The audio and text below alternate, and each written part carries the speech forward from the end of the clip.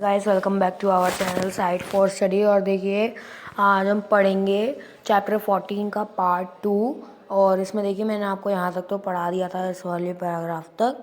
अब इसके आगे हम पढ़ेंगे। देखिए हम किस तरीके से जो हमारे सेल्स हैं उन्हें कनेक्ट कर सकते हैं जिससे कि हमारी बैटरीज बन जाएँ। कहाँ कनेक्ट करें उन्हें, देखिए उसके लिए आप एक सेल होल्डर बना सकते हैं जो कि आपको फिगर 14.4 में इस तरीके से दिखा रखे हैं। एक सेल होल्डर आपका ये है और एक सेल होल्डर आपका ये है। ऐसा सेल होल्डर तो आप खुद ही बना सकते हो। ऐसा सेल होल्डर आप देखते होंगे किसी भी रिमोट कंट्रोल वगैरह में, आपको ऐसे ही सेल होल्डर हमेशा देखने को मिलता है। तो देखिए इसलिए क्या कर सकते हैं, आप वुडन ब्लॉक का यूज़ कर सकते हैं, 2 आयरन स्ट्रिप्स का यूज़ कर सकते हैं और रबर बैंड्स का यूज़ कर सकते हैं। तो उससे क्या होगा, आपका ये बन जाएगा। बहुत ही ज़्यादा आसान है, बना भी सकते हैं। क्या होगा कि देखिए आपको उतनी बात को याद रखना है कि ये जो रबर बैंड्स हैं, कौन सी रबर बैंड्स हैं, देखिए इसमें बता देता हूँ। ये जो है आपका वुडन ब्लॉक है, ये आपकी 2 आयरन स्ट्रिप्स हो गई साइड साइड में, और ये जो बीच में लंबी लंबी सी लाइन आपको दिख रही है ये ही आपकी रबर बैंड है। रबर बैंड यही है। तो इसको आपको अच्छी तरीके से क्या करना है कि ये ऐसे रखे कि जो आपके दोनों साइड के वो हैं आयरन वाले, मतलब आयरन शीट्स जो हैं, ये उनको अच्छी तरीके से टाइटली पकड़ ले। ऐसे आपको रबर बैंड को सेटअप करना है। तो देखिए आप सेल होल्डर्स भी बाय कर सकते हैं मार्केट से, जिससे आप बैटरीज बना सकते हैं। और दो से ज़्यादा के लिए इलेक्ट्रिक सेल्स के लिए और सेल्स उसमें आप प्रॉपरली भी लगा दीजिए। क्या होगा कि जैसे कि positive terminal of one cell is connect to negative terminal of next cell, वही बात, यानी प्लस माइनस माइनस प्लस। इस बात को याद रखना है। यहाँ पे ये जुड़ जाएगा और सी जुड़ जाएगा, सी जुड़ जाएगा, है ना। देखिए क्या है कि वायर का भी जो पीस है वो आप एक दूसरे से कनेक्ट कर दीजिए, जो मेटल क्लिप्स हैं उनसे, जो कि सेल होल्डर में आपको दिखा रहे हैं। देखिए जैसे ये जो देखिए ये वायर का पीस है, इसको अपने सेल होल्डर से कनेक्ट कर रखा है ना। तो आपको 14.5 में भी दिखा रखा है। अब आपकी जो बैटरी है वो आप यूज़ कर सकते हैं इसी तरीके से। देखिए जो सिंबल यूज़ किया गया था बैटरी के लिए, जो टेबल 14.1 में आपको दिखाया था कौन सा सिंबल था। देखिए ये रहा वो सिंबल। तो इस सिंबल को अच्छे से याद रखना। तो चलिए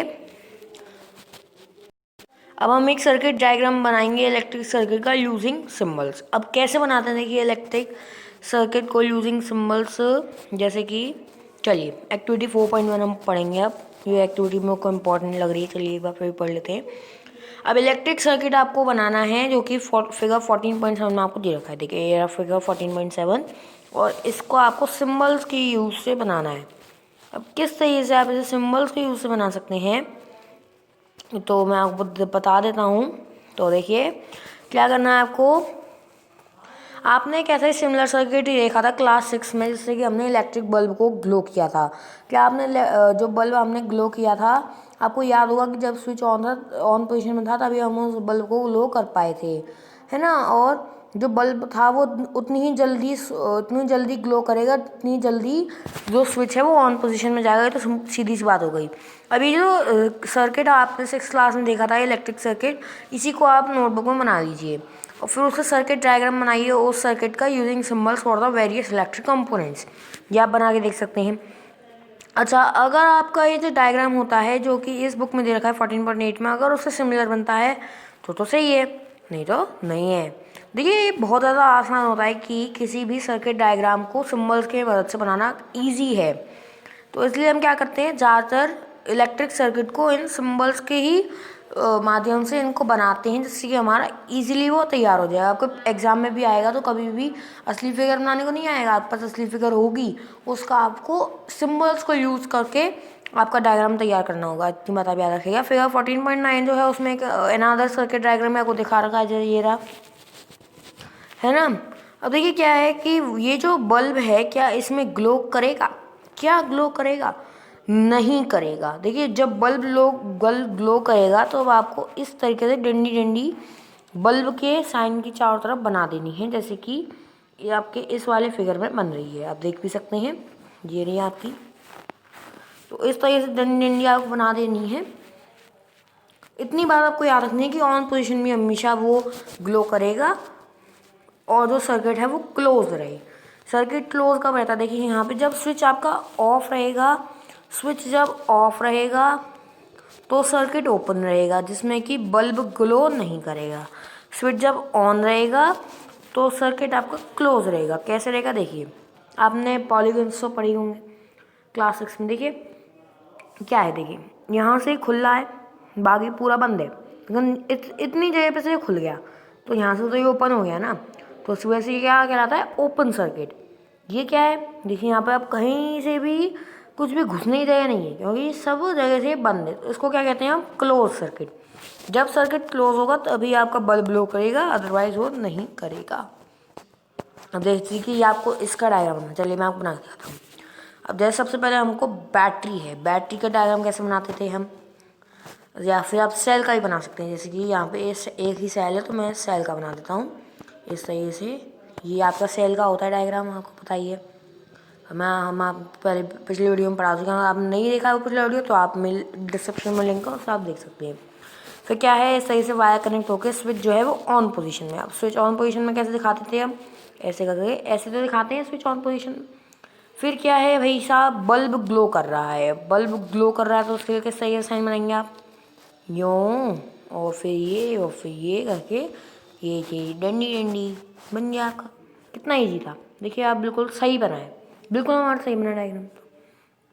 तो मैं यही कह रहा हूँ कि बहुत आसान है डायग्राम को बनाना, लगता मुश्किल है लेकिन है बहुत आसान, तो आप कंफ्यूज ना हो।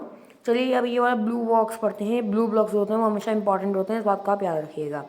ये जो आपको एक नोटिस करने की बात है कि जो की या फिर स्विच होता है उसको आप कहीं पे भी रख सकते हैं, सर्किट में कहीं पे भी रख सकते हैं।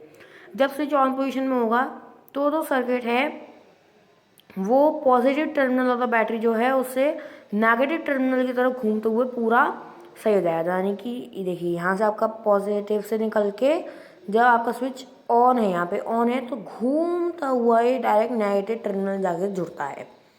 जैसे कि आप इधर कर देखिए, अब इधर से आप घूमेंगे तो यहाँ से तो ये यहाँ से निकलेगा नहीं, यहाँ से तो ये ओपन हो गया ना। इसकी वजह से आपको यही बात बताइए कि जब भी सर्किट क्लोज होगा तो पॉजिटिव टर्मिनल से वायर निकलती हुई नेगेटिव टर्मिनल में जाके कनेक्ट हो जाती है। जब स्विच ऑफ होगा तो सर्किट इनकम्प्लीट होगा और उसको हम ओपन सर्किट कहेंगे।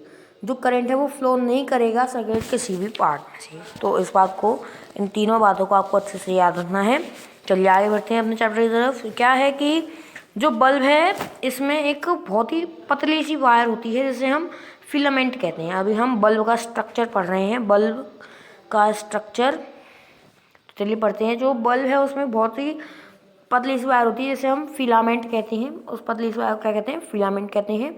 जो कब ग्लो करती है, जब कोई एक इलेक्ट्रिक करंट उसमें से पास करता है। फिलामेंट में से जब भी वो पास करेगा तो वो ग्लो करेगी।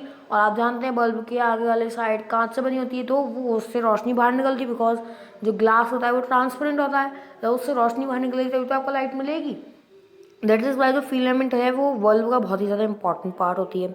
ठीक है, जब बल्ब फ्यूज़ हो जाएगा तो उसकी फिलामेंट जो होती है वो टूट जाती है, यानी जब फिलामेंट में से ज़्यादा इलेक्ट्रिसिटी पास हो जाएगी। देखिए सीधी सी बात है, जब फिलामेंट है पतली सी है, जब उसमें ज़्यादा इलेक्ट्रिसिटी पास होगी, आप खाना खाते हैं, आप ज़्यादा खाना खा लेंगे, सीधी सी बात है आपका पेट बिगड़ेगा। ऐसे अगर उसमें से ज़्यादा पास हो जाएगी इलेक्ट्रिसिटी तो वो बिगड़ेगी तो वो टूट जाती है, इसकी वजह से जो बल्ब है वो फ्यूज़ हो जाता है। तो सही से आई होप आपको समझ में आ गया होगा कि बल्ब फ्यूज़ कैसे होता है। अब क्वेश्चन आप याद रखेंगे, क्वेश्चन नहीं कॉशन, कुछ सावधानियां हैं कि जो लाइटेड इलेक्ट्रिक बल्ब होता है उसे, जो कि कभी भी तार वार से जुड़ा रहे, उसको कभी भी आप छुए नहीं। वो बहुत ज़्यादा गर्म होता है और आपका जो हाथ है वो बहुत बुरी तरह से जल सकता है। ठीक है, एक्सपेरिमेंट मत करिए उस इलेक्ट्रिक सप्लाई के साथ, जनरेटर या इन्वर्टर के साथ कभी भी आपको एक्सपेरिमेंट नहीं करना चाहिए। आपको इलेक्ट्रिक शॉक लग सकता है जो कि बहुत ज़्यादा डेंजरस हो सकता है। जो इलेक्ट्रिक सेल्स हैं उन्हीं को आप लीजिए, जो भी एक्टिविटीज़ आपको यहाँ कराई जानी है उनके लिए सिर्फ उन्हीं को इलेक्ट्रिक सेल्स का ही प्रयोग करिए। इतने बड़े इन्वर्टर जनरेटर की आपको ज़रूरत नहीं है। चलिए, अगर फिलामेंट जो है बल्ब की वो टूट जाती है तो जो सर्किट है वो कंप्लीट होगा, बताइए। जो बल्ब होगा वो अभी भी ग्लो करेगा, नहीं करेगा। आपने नोटिस करा होगा कि जो ग्लोइंग इलेक्ट्रिक बल्ब है वो गर्म हो जाता है। क्यों हो जाता है। अब क्यों हो जाता है इसके बारे में हम पढ़ेंगे इस वाले टॉपिक में, heating effects of electric current. Heating effects of electric current, तो ये काफ़ी लंबा टॉपिक है, तो इस टॉपिक को हम कल पढ़ेंगे। कल मैं इसका पार्ट 2 डालूंगा। फिर मैग्नेटिक इफेक्ट को हम पार्ट 3 में पढ़ेंगे। इस तरीके से जितने भी हमारे इफेक्ट्स हैं उनको हम पढ़ते चले जाएंगे। तो चलिए, जब तक आप पार्ट 2 तक का सारा चैप्टर समझ लीजिए, सारे वीडियो तक का। तो अगर आपको ये चैप्टर समझ में आ गया हो यहाँ तक का, तो प्लीज़ मेरे चैनल को सब्सक्राइब करिए, इस वीडियो को लाइक करिए, ज़्यादा से ज़्यादा शेयर करिए, और आपने अभी तक ऐसा पार्ट 1 नहीं देखा है तो उसकी लिंक मैं आपको डिस्क्रिप्शन में दे दूँगा। Thanks for watching.